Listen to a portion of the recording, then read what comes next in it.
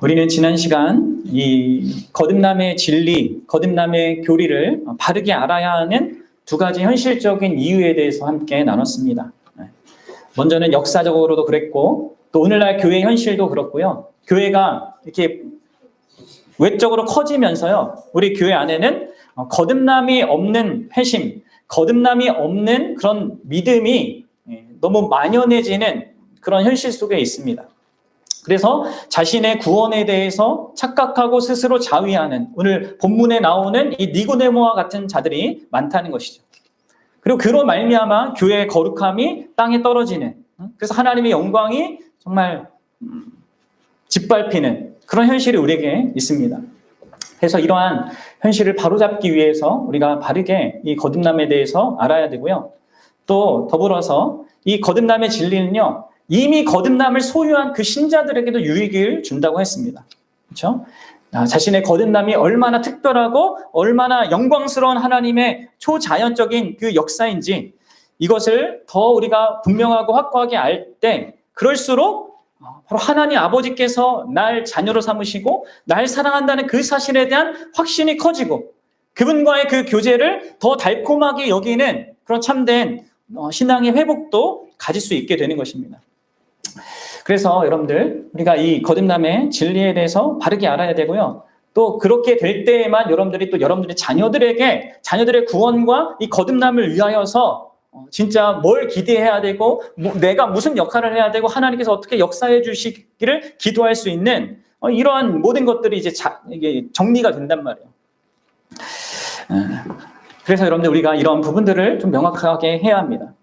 그리고 가장 제가 중요하게 말했던 것이 무엇입니까? 거듭남을 바르게 아는 것은요, 예수 그리스도 그분의 모든 사역이 바로 이 거듭남, 이것을 위한 것이기 때문에 그렇습니다. 뭐 그것만은 아니지만 그것이 가장 중요한 것이요. 그 시작점을 위해서 그 거듭남의 그 생명을 우리에게 주시기 위하여서 그분이 사시고 죽으시고 부활하시고 지금도 하나님 보좌 우편에서 다스리시고 성령을 보내신단 말이에요. 그렇기 때문에 우리가 이 거듭남에 대해서 바르게 진짜 알아야 되는 것입니다. 그런 필요성을 우리가 지난 시간에 좀 왜 알아야 되나 이걸 배웠는데요. 다행히 우리 한 지체가 저한테 그럼 거듭남이 도대체 뭡니까? 이렇게 물었어요. 너무나 고맙게도. 그렇죠? 그래서 오늘은 거듭남이 무엇인가에 대해서 함께 좀 생각해 보고자 합니다. 먼저는 거듭남의 정의에 대해서 제가 정리를 좀 해드리고 그 다음에 거듭날 때 어떤 일이 발생하는가를 여러분들에게 좀 말씀드리고요. 마지막으로 이 거듭남은 어떻게 해서 우리에게 주어지는가에 대해서 이렇게 세 가지 큰 측면으로 말씀을 나누고자 합니다. 여러분들 일단 우리 안에 거듭남이란 이 용어에 대한 잘못된 개념이 있습니다. 그래서 이것을 좀 먼저 이렇게 제거하고 지워버려야 될 필요가 있어요. 우리가 흔히 이 거듭남이란 용어들을 심지어 요즘에는 이제 뉴스나 아니면 예능 프로그램에서도 많이 볼 수 있거든요. 뭐냐면 연예인들이 뭔가 이제 큰 잘못을 하고 나서 이렇게 얘기하죠. 제가 진짜 잘못했고요. 제가 거듭난 사람으로 다시 돌아오겠습니다. 뭐 이런 얘기를 한단 말이에요. 그렇죠? 또는 뭐 스포츠 경기에서 경기력이 막 이렇게 좋지 못한 선수가 갑자기 잘하게 될 때, 이 해설자가 이렇게 얘기합니다. 저 선수 다시 태어난 사람 같습니다. 다 거듭남을 얘기하는 거잖아요. 또 여러분들 뉴스에 뭐 어떤 아주 유명한 연예인이 뭐 머리만 새로 딱 자르거나 아니면 아주 멋있게 이렇게 꾸미면 저 사람 다시 태어난 것 같습니다. 뭐 이런 것들이 헤드라인 뉴스로 이렇게 올라온단 말이에요. 그러니까 의식적으로든 무의식적으로든 이러한 사용들을, 이런 거듭남, 다시 태어남이란 용어들을 이제 사용하는데 이게 교회에서부터 온 거란 말이에요. 근데 이러한 모든 말의 사용을 볼 때 이 사람들은요, 그리고 많은 교회 안에 있는 사람들조차 이 성경이 말하는 참된 그 의미로서 그걸 사용하는 게 아닙니다. 성경의 가르침을 전혀 이해하지 못한 채 그 말을 그냥 차용하고 있는 것이죠.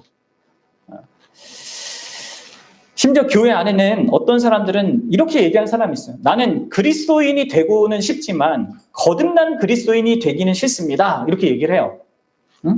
이게 뭐예요? 여기서 거듭난 그리스도인이라는 것은요, 어떤 자들이라면 좀 이렇게 좀 극성 맞은 신자를 생각하는 거예요.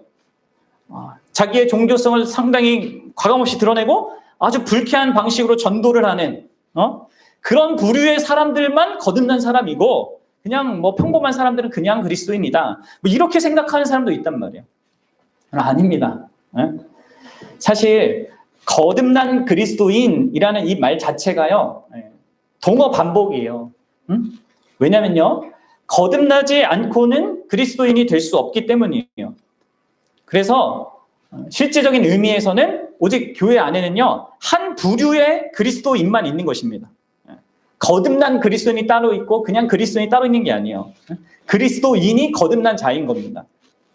뭐 그 각 사람마다 어떤 성향과 스타일이 다를 수 있고, 뭐 예의 바르거나 무리할 수 있고, 조용하거나 시끄럽거나, 뭐 보수적이거나 진보적이거나, 이게 다 다를 수 있지만 하나님 나라에 들어가는 유일한 부류는 거듭난 자뿐입니다.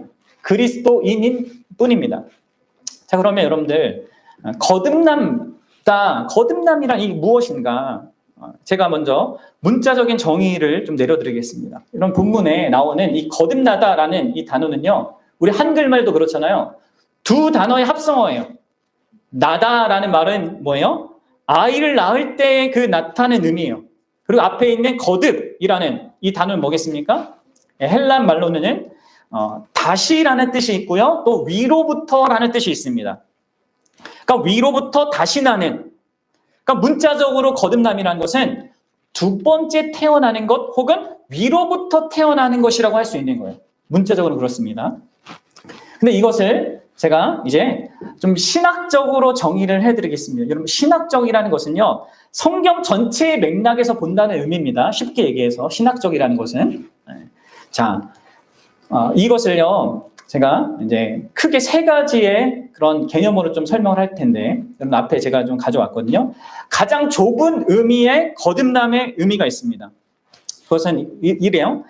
죄인의 마음을 새롭게 하시는 하나님의 최초의 역사, 이것을 거듭남이라고 말할 수 있는 거예요. 성경 전체의 맥락에서 신학적으로 가장 좁게. 그리고 이것을 조금 더 확장하면요, 이렇게 말할 수 있습니다. 조금 넓은 의미인데요. 죄인의 마음을 새롭게 하시는 하나님의 최초의 역사와 그 결과 죄인이 능동적으로 하나님께 돌이키는 회심을 포함하는 의미입니다. 거듭남은. 그러니까 마음을 변화시키는 것과 함께 그 마음이 변화해서 반응하는 것까지 포함해서 거듭남에 이렇게 집어넣기도 한단 말이에요. 근데 여러분, 또 더 크게 넓은 의미로 사용될 때도 있어요. 자, 가장 넓은 의미는 이겁니다.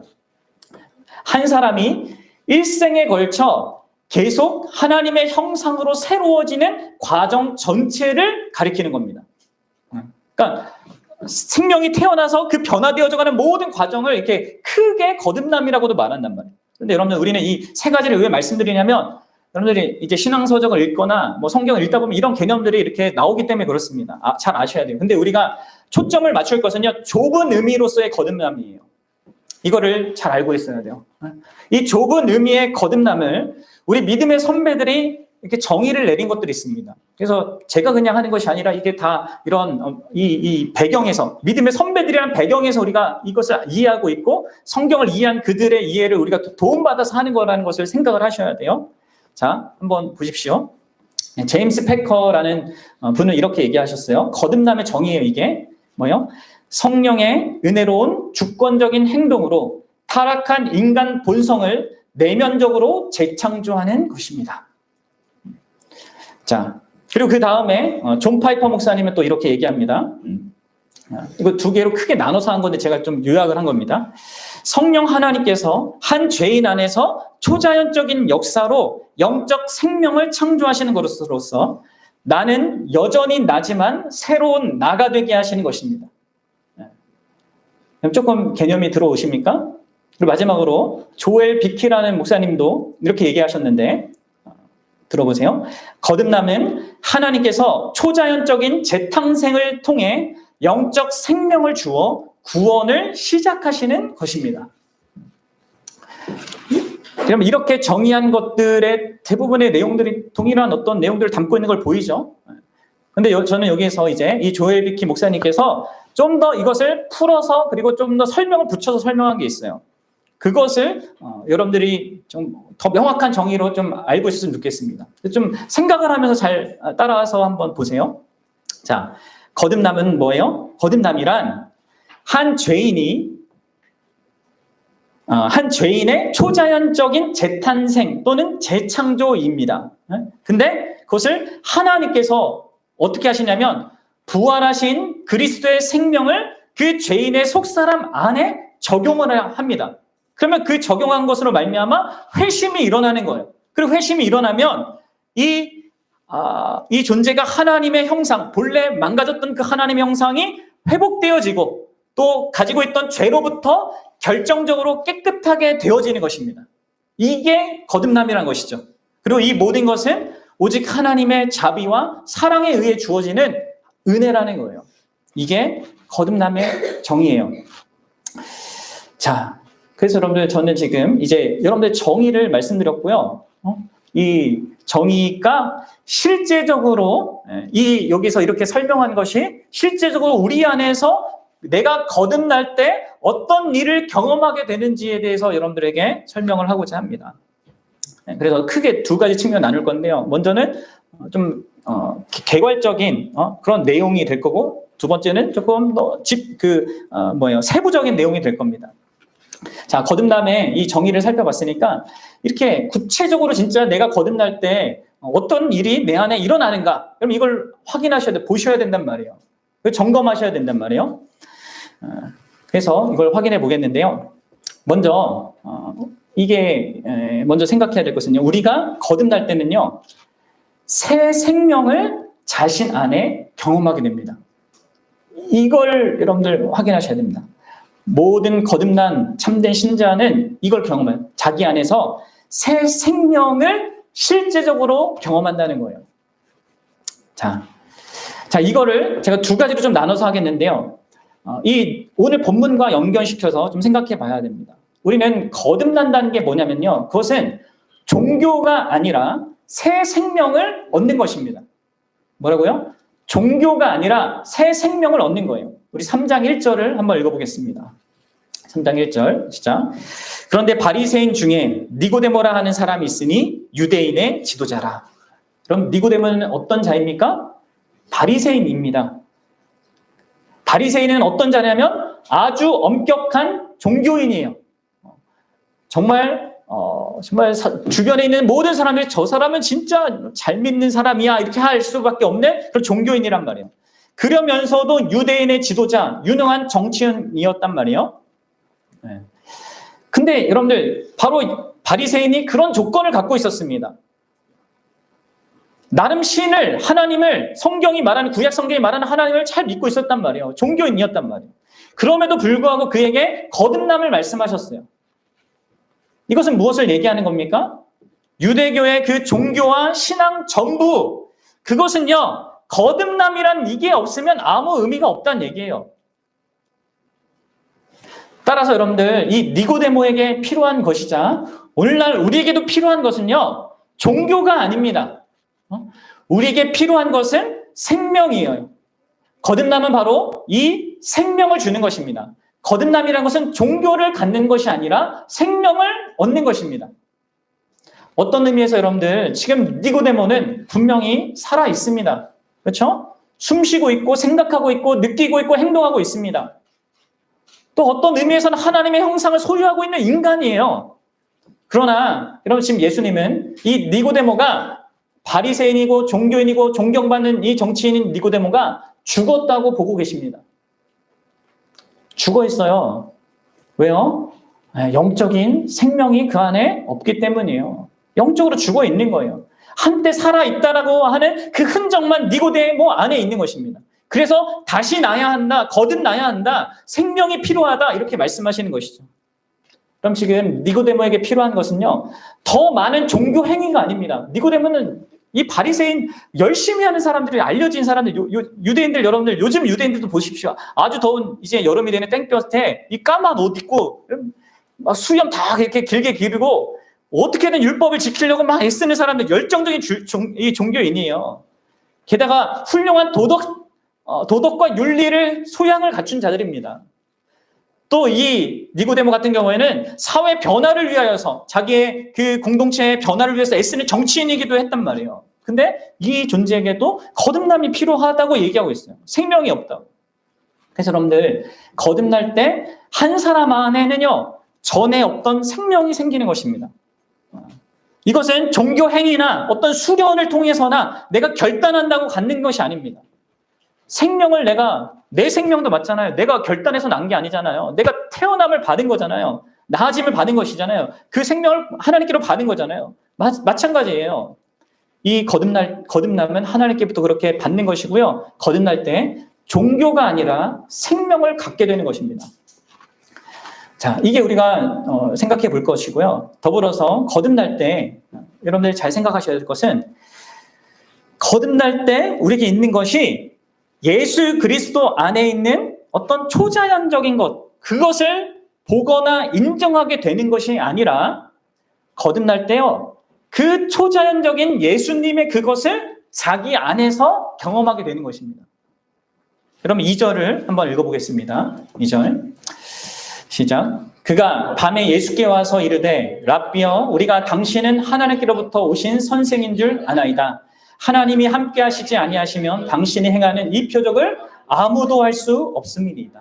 여러분들 지금 니고데모는 예수님께서 보이신 그 초자연적인 능력을 보고 당신은 뭔가 특별하군요. 하나님께로부터 온 자이군요. 이러한 것을 직감했어요. 이분은 뭔가 다르다. 이렇게 생각했던 것이죠. 하나님께로부터 오신 분인 것 같습니다. 이렇게 얘기했단 말이에요. 그런데 지금 예수님은 니고데모가 그렇게 자신을 인식했다는 것을요, 칭찬하지 않습니다. 또, 니고데모 너처럼 주변에 있는 모든 사람들이 그렇게 내가 하나님께로부터 왔다는 것을 보길 원한다. 이렇게 말씀도 안 하세요. 오히려 뭐라고 하십니까? 내가 반드시 거듭나야 한다. 라고 말씀하세요. 여러분들, 표적과 기사를 보고 놀라고 그분이 하나님께로부터 왔다라고 하면서 그분을 높인다고 해서 그것이 거듭난 자의 증거가 아니에요. 그것으로 구원받는 것이 아닙니다. 여러분 우리 안에 새 생명이 없어도 표적과 기사에 놀랄 수 있어요. 그리고 이게 사실 표적과 기사가 수반하는 큰 위험 가운데 하나인 거예요. 타락한 본성, 생명이 없는 그 본성도요, 기적을 행하는 자가 하나님께로부터 왔다고 인정을 해요. 무당들이 뭐 하거나 하는 거 막 있으면 뭐가 있는 것 같다 이렇게 인정하잖아요. 그것은 거듭남이 아니에요, 여러분들. 마귀도 귀신도요, 예수님께서 하나님 아들이며 기적을 행한다는 사실을 안단 말이에요. 인정한단 말이에요. 놀란단 말이에요. 그게 아니에요. 그럼 거듭남은 예수 그리스도 안에 있는 그 초자연적인 것을 인정하는 것이 아니라 그걸 넘어서서 그 예수 그리스도의 초자연적인 것을, 그 신적인 것을 자신 안에서 경험하는 것입니다. 그럼 앞에서 제가 생명을 경험하는 것이라고 말한 거예요. 그래서 6절을 보십시오. 6절에서 예수님이 육으로 난 것은 육이요. 여기서 육은 우리 인간을 얘기하는 거예요. 인간이 맺는 것은, 인간이 이루는 것은 인간적인 것이다. 육적인 것이다. 라는 것이고, 영으로 난 것은 영이니 성령으로 난 것이야말로 이제 영이 된다. 영적인 것이다. 이렇게 얘기하시는 거예요. 하나님의 영이신 성령만이 우리에게 그 영을 이 생명을 경험시켜 주시는데 그 성령이 바로 초자연적인 인격체인 거예요. 그럼 8절에도 이렇게 이 성령에 대해서 이렇게 얘기하죠. 이 거듭남을 이 초자연적으로 경험하게 해주신 분이 성령인데 이 초자연적인 이 성령에 대해서 이 8절을 한번 보십시오. 읽어봅시다. 시작. 바람이 임의로 불매 내가 그 소리는 들어도 어디서 와서 어디로 가는지 알지 못하나니 성령으로 난 사람도 다 그러하니라. 이 성령이 마치 바람과도 같으신데 어디로부터 오는지 모르는데 그 성령으로 난 사람이 다 그렇게 나은 바 되게 된다는 거예요. 이 성령께서 이 거듭남의 초자연적인 역사를 이루시는 주체라는 것이죠. 그럼 성령은 이 세상의 일부가 아니십니다.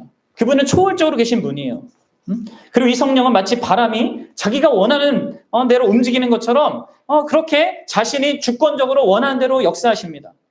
이 성령을 우리가 제어하지 못하고요. 그분은 자유로우시며 전적으로 주권적이고 독립적이십니다.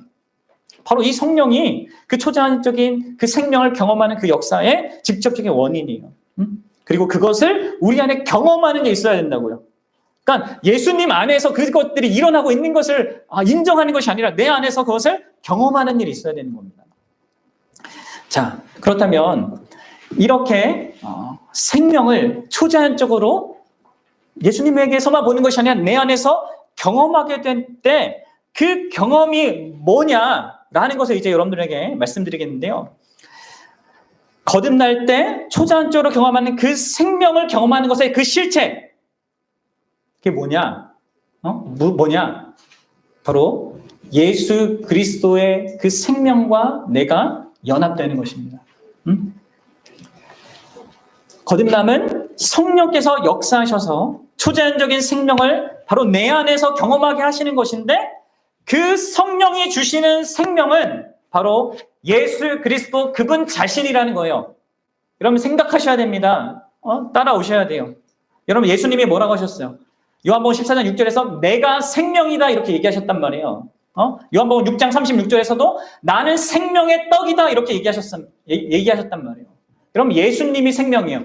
성령 하나님께서 우리 안에 그 거듭날 때 역사하게 하시는 그 생명의 역사는요, 바로 그 영적인 생명은요, 예수 그리스도의 생명입니다.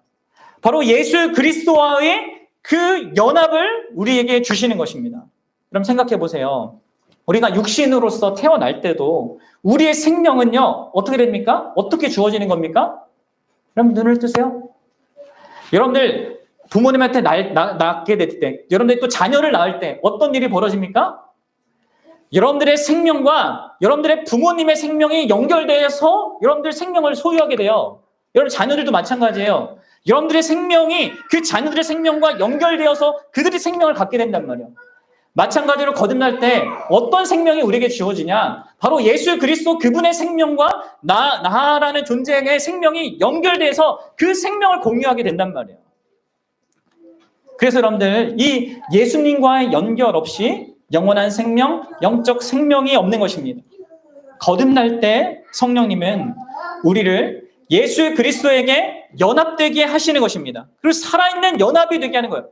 마치 엄마의 뱃속에 있는 이 아이와 엄마가 이게 생명력 있는 어떤 이 탯줄로 연결되어 있는 것처럼 그렇게 예수 그리스도와 우리를 연결시키는 거란 말이에요. 그래서 성경은 예수 그리스도를 생명이라고 하는 거예요. 그럼 그렇습니다. 그리스도는 생명이 흘러나오는 포도나무입니다. 그리고 우리는 가지라고 하죠. 거듭남 안에서 일어나는 것은 바로 이러한 초자연적인 새로운 영적 생명의 창조이고, 그 창조는 그리스도와의 연합을 통한 창조인 거예요. 성령님은 우리를 길과 진리요 생명이신 그리스도와 필수적이고 생생한 관계를 맺도록 인도합니다. 이것이 여러분들 거듭날 때 우리 안에서 일어나는 객관적인 실체인 거예요. 여러분들이 그것을 알든 모르든 이게 감각했든 모르든 그게 여러분들 객관적인 실체인 거죠. 그리고 여러분들 이게 이제 하나님 편에서 그렇게 하신다는 것이라면 이 연합이라는 것을요, 우리 편에서도 감각하게 되는데, 우리가 거듭남을 경험하게 될 때는요, 우리 마음에 예수 그리스도를 믿는 믿음이 그래서 일어나게 되는 것입니다.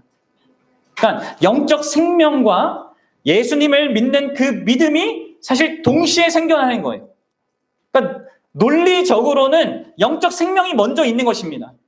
주어진 생명이 이 믿음을 가능케 하고 이 영적 생명이 믿음을 일깨우는 거예요.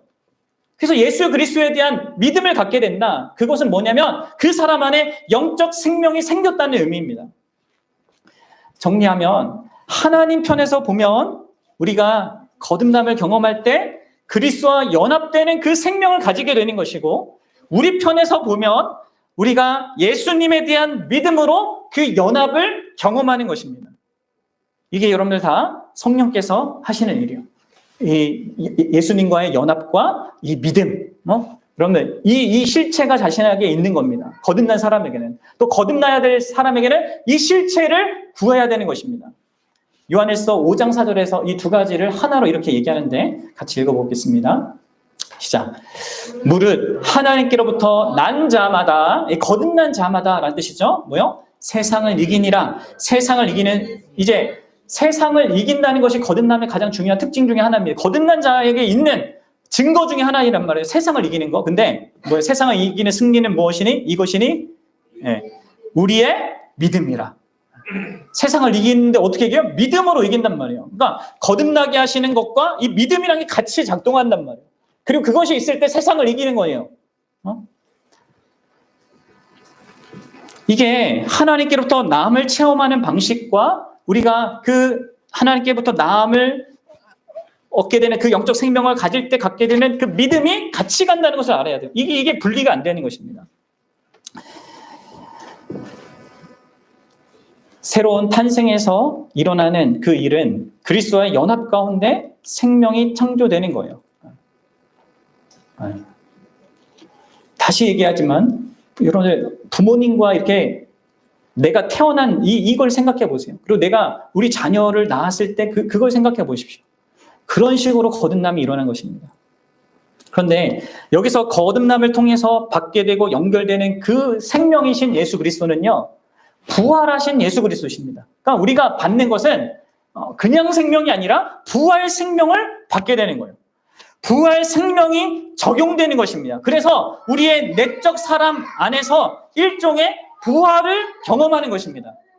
여러분, 그래서 부활은 우리가 부활절마다 부활을 기뻐하고 감사하고 우리가 미래에 있을 부활을 기뻐하고 이렇게 하지만 그 부활은 미래에만 경험하는 것이 아닙니다. 거듭날 때 그 사람은요, 일종의 부활을 경험하게 되는 거예요.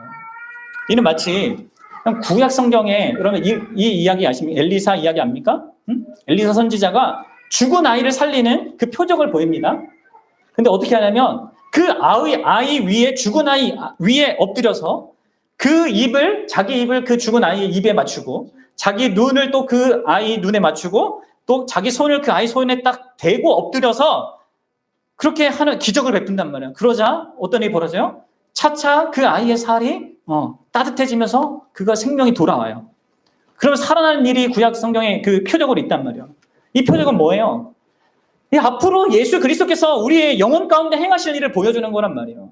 우리 죽어있던 영적 생명이 예수 그리스도의 부활 생명과 연결되어서 연합되어서 차차 우리의 그 영적인 살이 살아나는 것입니다. 그래서 부활 생명으로 이렇게 살아나는 것이죠.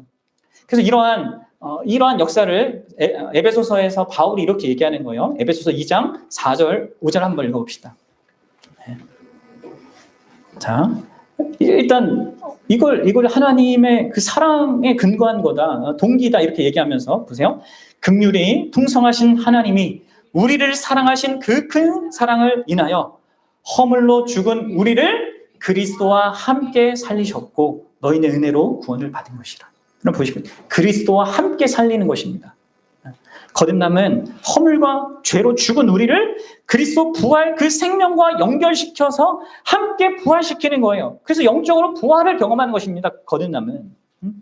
그래서 부활하신 그 예수님께서 죽은 자 가운데서 다시 살아나 자기의 영광에 들어가셨던 것처럼 이 거듭남은 이 죽은 자들의 이 무리들, 이 인간 무리들 가운데서 이게 일어나서 영원한 생명과 영광을 막 시작하는 그 출발점인 것입니다. 그리고 이처럼 거듭남은요, 죽은 자들 가운데서 그리스도를 살리신 그 하나님의 능력과 힘의 역사와 방불한 그 힘이 우리 안에 작동하여서 있게 되는 것이에요. 그럼 우리는 영적으로 죽은 자였습니다. 하나님의 생명에서 떠난 존재였습니다. 선을 생각하거나 행할 능력이 전혀 없던 자들이었습니다. 하나님의 언약을 거스리는 그 행위 언약 아시죠? 그걸 거스리는 상태에 있었고 그 행위 언약 저주 아래 있던 상태였어요. 그런데 하나님의 능력이 우리를 영적으로 살아나게 하는 것입니다. 부활하신 그 예수 그리스도의 생명을 우리에게 적용시키는 것입니다. 그로 말미암아 우리의 영적인 살이 점점 따뜻해지고 살아나는 것이죠. 여러분들, 바로 이것이 거듭난 자에게 있는 것이에요. 부활을 그냥 단순히 예수님 아까 앞에서 얘기한 것과 연결시키면 예수님 부활하셨습니다. 그거 믿습니다. 그럼 그건 사탄도 믿는다니까요. 귀신도 안다니까요. 그게 아니라 그 부활하신 예수님의 생명을 자기 안에서 경험하는 것입니다. 자, 그렇게 경험할 때 조금 더 이제 들어가겠습니다. 경험할 때 우리 편에서는 어떤 일이 벌어지는가 이걸 생각해 봅시다. 총체적으로는 예수님의 부활 생명과 내가 연결되고 내가 그 생명을 갖고 예수님과 연결된 어떤 인생이 되는 거예요. 연합되는 그 존재가 되는 것입니다. 이제 뗄래야 뗄 수 없습니다. 예수님과 내가 거듭날 때. 근데 그것으로 인하여서 우리 안에 어떤 또 특별한 변화들이 있어요. 그것을요, 성경은 뭐라고 하냐면 한마디로 씻음과 새롭게 하심이라고 이렇게 얘기해요. 자, 우리 디도서 3장 5절을 보도록 하겠습니다. 디도서 3장 5절. 예수님과 연합되면 그 결과로 동시에 이 두 가지도 같이 일어나는 거예요. 뭐요? 씻음과 새롭게 하심이 우리 안에 있게 된다는 거죠. 같이 읽어보겠습니다. 시작. 우리를 구원하시되 우리가 행한 바 의로운 행위로 말미암지 아니하고 오직 그의 긍휼하심을 따라 중생의 씻음과, 여기 중생은 거듭남이란 말과 같은 단어입니다. 중생의 씻음과 뭐요? 성령의 새롭게 하심으로 하셨나니.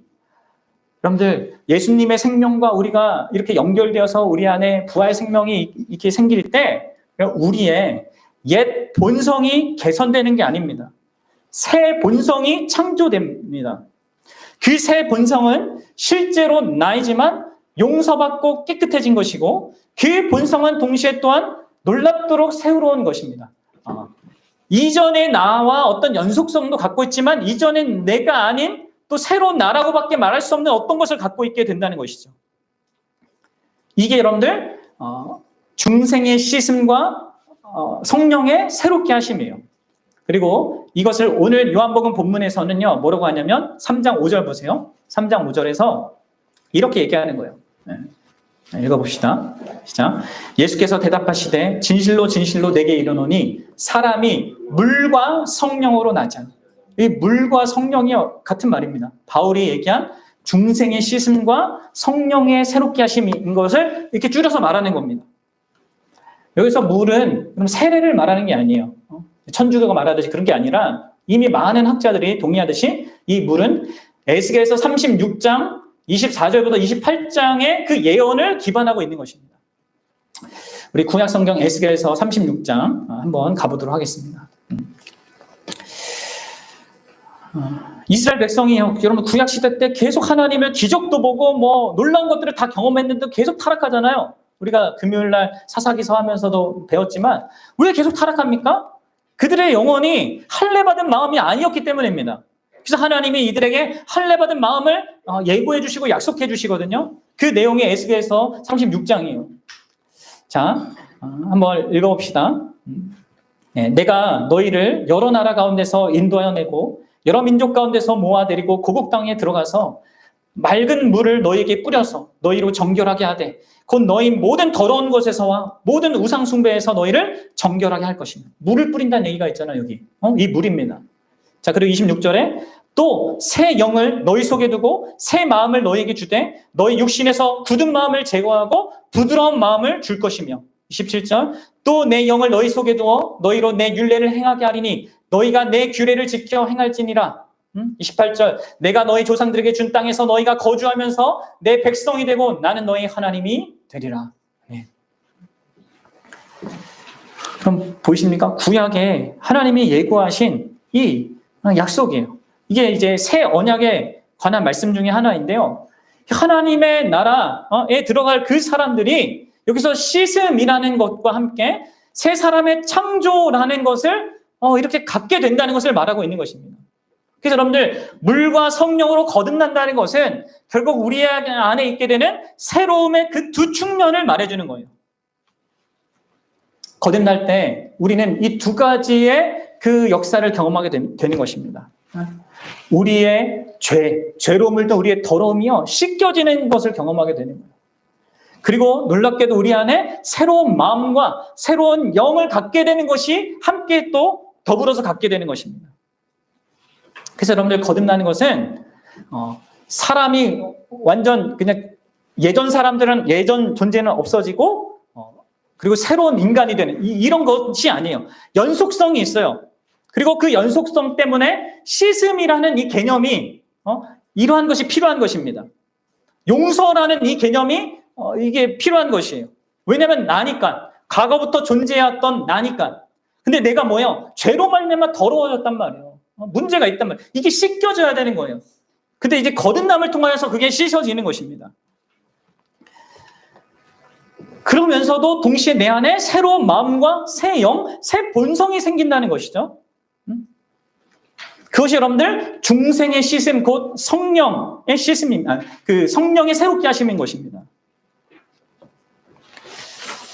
여러분들, 과거부터 계속 존재하는 우리는요, 그리고 죄책은 반드시 용서받아야 되고요, 씻겨져야 합니다. 그래서 여러분들 이 무를 얘기하시는 거예요. 그래서 예수님께서 제자들의 발을 씻어주신 그 사건 여러분 기억하십니까? 그 세족식이라고 우리가 해서 하잖아요. 근데 여러분 그때 예수님이 뭐라고 하셨어요? 이미 너희는 나에게 씻음 받은 자이다 이렇게 얘기하셨잖아요. 그렇죠? 그리고 씻음 받지 않은 자는 나와 아무 상관없다 이렇게 말씀하셨습니다. 그러니까 그것은 이제 유다를 두고 한 거잖아요. 거듭나지 못한 그 유다를 두고. 여러분들 거듭남은요, 반복될 필요 없는 단 한 번의 그 영적인 씻음을 경험하는 것입니다. 내 안에. 그리고 물론 그렇게 씻김 받은 자도요, 예수님이 제자들의 발을 씻기면서 말씀하신 것처럼 계속해서 씻어야 될, 주기적으로 씻어야 될 어떤 그런 역할도 이게 필요한단 말이에요. 그런 것도 있단 말이에요. 그러나 하늘나라에 참여하기 위해서는요, 반복할 필요 없는 일회성의 영적인 그 씻음이 반드시 먼저 있어야 되는 거고, 그 씻음을 거듭날 때 경험하게 되는 것입니다. 흘러가는 그 깨끗한 물이 많은 더러움을 씻어내는 것처럼 거듭남을 통하여서 주어진 이 영적 생명은 사람을 죄에서부터 깨끗하게 하는 것이에요. 그래서 바울은 또 다른 곳에서 이를 믿음으로 그들의 마음을 깨끗하게 하사라고 이렇게 표현했어요. 그래서 우리의 내면이 그렇게 씻겨지면 어떻게 되냐면 하나님과 그리고 거룩한 성도들과 하나님의 백성들과 거룩한 교제를 할 수 있게 되는 그 상태를 갖게 되는 겁니다.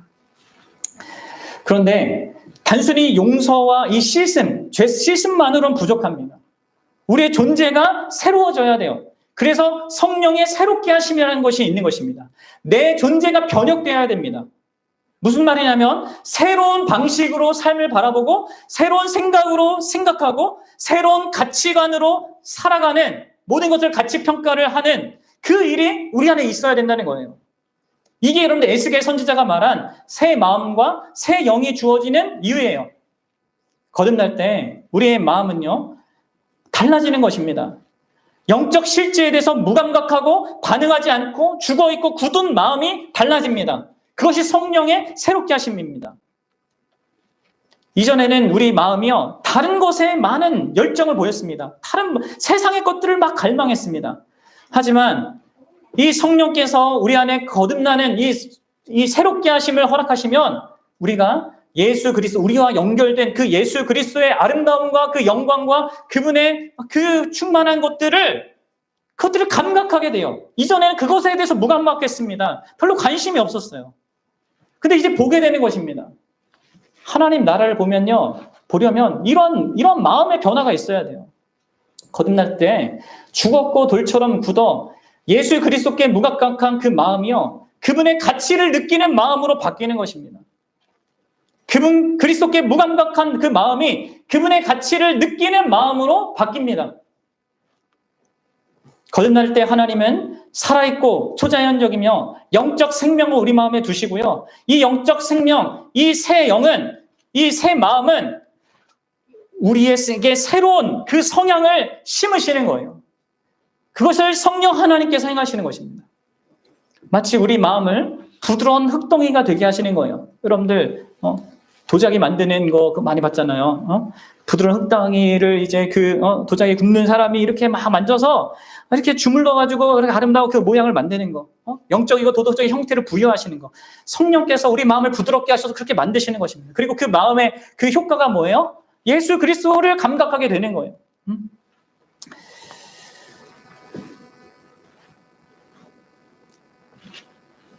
이 새롭게 하심은요, 총체적인 것입니다. 이 영혼의 기능들, 우리 모든 기능들, 생각하고 느끼고 감각하고 의지하고 결단하고 선택하는 이 모든 기능에 다 영향을 미치는 그러한 생명으로 주시는 것입니다. 그래서 마음이 하나님께 돌아가고 하나님을 알게 되고 하나님을 사랑하게 되는 그 마음을 주시는 거예요.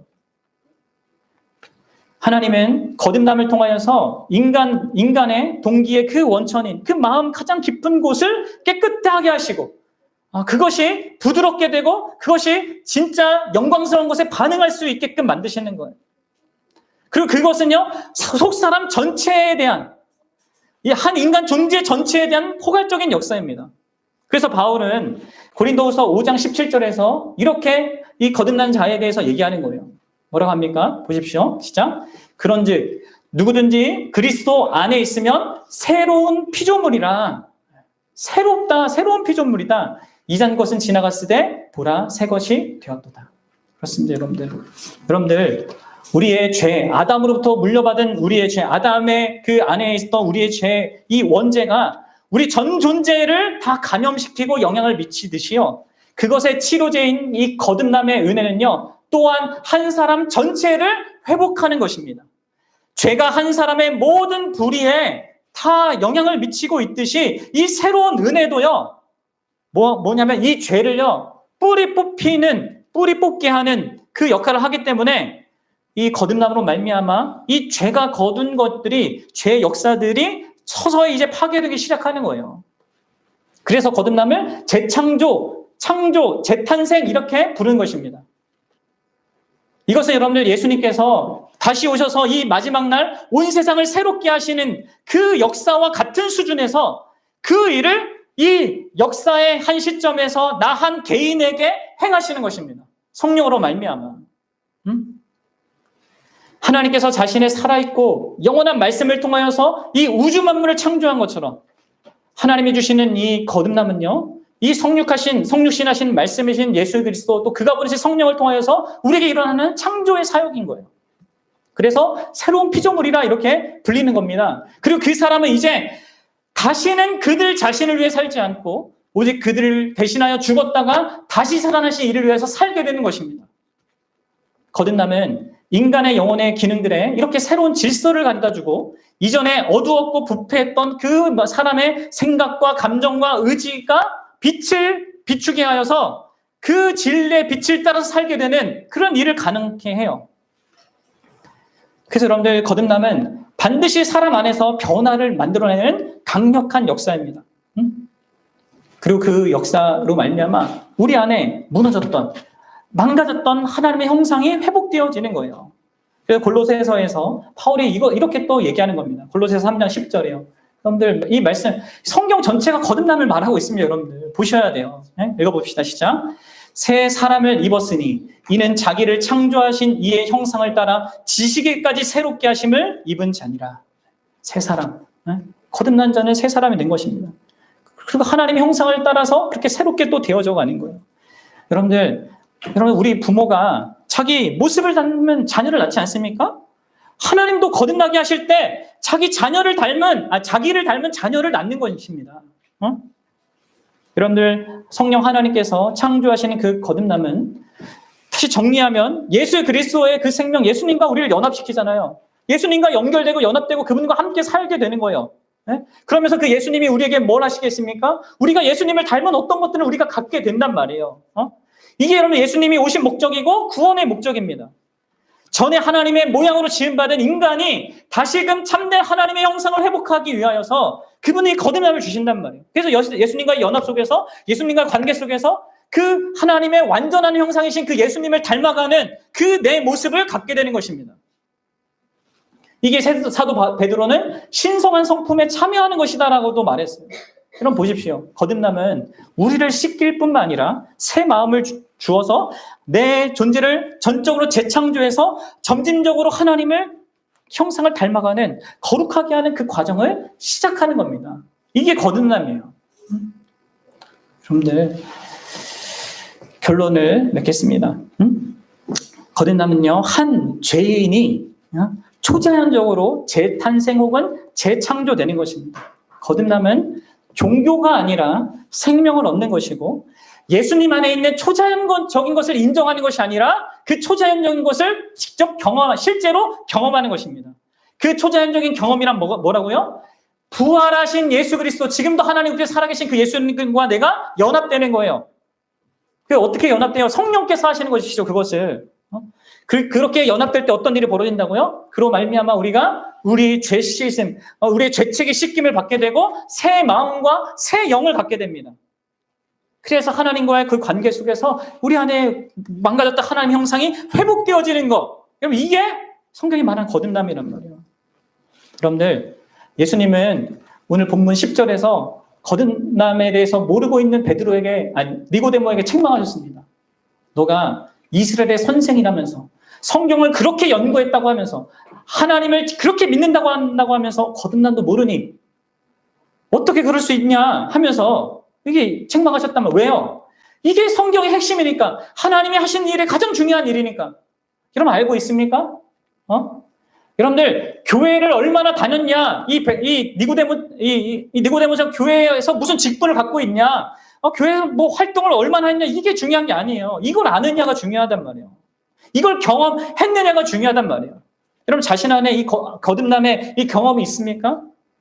그럼 우리는 하나님께 다른 무엇보다 이걸 구해야 됩니다. 그리고 여러분들이 실제로 이 거듭남을 경험한 자가 맞다면 여러분들 안에 시작된 이 새로운 생명을 여러분들 풍성하게 생명력 있게 살아나도록 잘할 수 있게끔 만들어야 된단 말이에요. 이제 우리가 그런 부분을 이제 다루겠지만, 그럼 마지막으로, 여러분, 과연 이 거듭남은 과연 무엇 때문에 우리에게 주어질 수 있었는가를 좀 마지막으로 생각해 봤으면 좋겠습니다. 여러분들, 다시 여러분들의 부모님 한번 생각해 보세요. 그리고 여러분들, 특별히 엄마들을 한번 생각해 보세요. 아이 낳을 때 한번 생각해 보세요. 네? 그리고 한 존재가 태어나기 위해서는요, 아빠와 엄마의 그 모든 어떤 사랑의 관계, 막 지지고 볶고하는 그 사랑의 관계도 있어야 되지만, 그것을 같이, 그 아이가 태 속에서 10개월 동안 있는 동안에 같이 애쓰고, 자기를 부인하고, 제한하고, 자기 자유를 이렇게 포기하는 그 모든 과정이 있어야 되잖아요. 특별히 엄마들이 그걸 해야 된단 말이에요. 자기 부인과 절제와 사랑과 인내로 태아를 지키고 자랑하게 하는 그 과정을 그 엄마가 이렇게 해야 된단 말이에요. 그리고 출산 날이 다가오면 어떻게 됩니까? 엄청난 고통의 시간을 지나서 여러분들 물과 피가 쏟아지면서 함께 아이가 나옵니다. 그렇죠? 여러분들 이 거듭남도 마찬가지입니다. 이 거듭남, 우리가 앞에 설명했던 이 거듭남도요, 누군가의 자기 부인과 누군가의 산고의 시간과 누군가가 물과 피를 쏟아서 우리에게 있게 되는 거예요. 그냥 하나님이 막 하시는 그게 아니라 누군가가 그렇게 자기 부인 속에서 사신 그 모든 삶과 그리고 물과 피를 쏟으셔서 우리에게 있게 된 거라는 것이죠. 그럼 우리가 거듭나기 위해서 누가 물과 피를 쏟으셨을까요? 요한복음 19장 34절에서 이렇게 얘기하죠. 읽어봅시다. 그중 한 군인이 창으로 옆구리를 찌르니 곧 피와 물이 나오더라. 여러분들, 우리에게 있을 수 있게 되는 이 초자연적인 거듭남의 역사는 바로 예수 그리스도께서 십자가에서 자신을 희생하셨기 때문에 우리에게 있게 된 것입니다. 그분이 십자가에서 물과 피를 쏟으셨기 때문에 우리의 죄책이 씻겨지는 거고요. 그분이 십자가에서 또한 성령을 우리에게 주시거든요. 자, 요한복음 19장 30절인데 읽어봅시다. 요한복음 19장 30절 시작. 예수께서 신 포도주를 마신 후에 이르시되 다 이루셨다 하시고 머리를 숙이니 영혼이 떠나가시니라. 그럼 제가 이 본문 여러 번 설명했습니다. 여기 뒤에 영혼이 떠나가시다. 이것은요 의역한 거고요. 직역을 하면 뭡니까? 직역을 하면요 그 영을 넘겨주셨다는 말이에요. 그 영은 그의 영인데 예수님의 영인데 성령이죠. 성령을 넘겨주셨다는 거예요. 그래서 NET 바이블에는 이렇게 돼 있어요. Gave over the Spirit. 네? 그 영을 넘겨주셨다. 이 직역하면 그렇단 말이에요. 그럼 그분이 자신의 죽음으로 성령을 넘겨주셨기 때문에 여러분들 우리가 새 마음과 새 영을 얻고 무엇보다 그분 자신과 연합되는 놀라운 그 생명을 얻게 되는 거예요. 그러면 물과 피를 쏟으시고 성령을 주신 자기의 죽음으로 성령을 주신 그분의 그 희생과 자기 부인과 그 사랑과 것 때문에 여러분들 우리가 거듭날 수 있는 것입니다. 그래서 여러분들 이 거듭남을 아는 사람은요 예수 그리스도를 감사할 수밖에 없어요. 그분을 사랑하지 않을 수가 없어요. 네? 그분을 위해서 살지 않을 수가 없습니다. 여러분들 우리가 자기를 부인하고 해산 고통 가운데 나를 낳아주신 육신의 부모에게도 감사하고 공경하지 않습니까? 특별히 여성들이 그것을 자기가 아이 낳는 걸 직접 경험하면 엄마에 대한 애틋함이 달라진다고 하잖아요. 근데 이것을 실제로 우리가 진짜 영적으로 이 예수 그리스도께서 그렇게 나에게 하신 분이라면 그 십자가의 사랑과 희생으로 나를 위해서 그렇게 나의 그 거듭남을 위해서 모든 것을 예비해 주시고 그것으로 실제로 나를 낳게 하신 그분이 그분이라면 여러분들 우리가 예수 그리스도에 대해서 어떤 마음을 가질 수밖에 없게 되겠습니까? 우리에게 생명 주시기 위해서 참 생명이신 그분이 죽임을 당하셨습니다. 나를 거듭나게 하기 위해서. 그리고요, 그렇기 때문에 그분은 거듭난 생명 가진 나를요, 사랑하시되 끝까지 사랑하시는 것입니다. 자기의 자녀를 낳은 그 부모가, 엄마가 그 자녀를 결코 잃어버리지 않고 놓칠 수 없는 것처럼 나를 그렇게 희생과 그 자기 부인 속에서 낳은 그분이 나를 결코 놓지 않고 끝까지 사랑하시고요. 끝까지 붙드시고요. 그래서 거듭난 신자는 반드시 거룩한 하나님의 자녀로 자라게 되어 있는 거예요. 바라기는 이 놀라운 거듭남의 은혜를 정말 저와 여러분들이 우리 교회에 속한 모든 지체들이 그리고 우리 자녀들도 모두가 알고 경험하고 누릴 수 있게 되길 바랍니다. 같이 기도하겠습니다.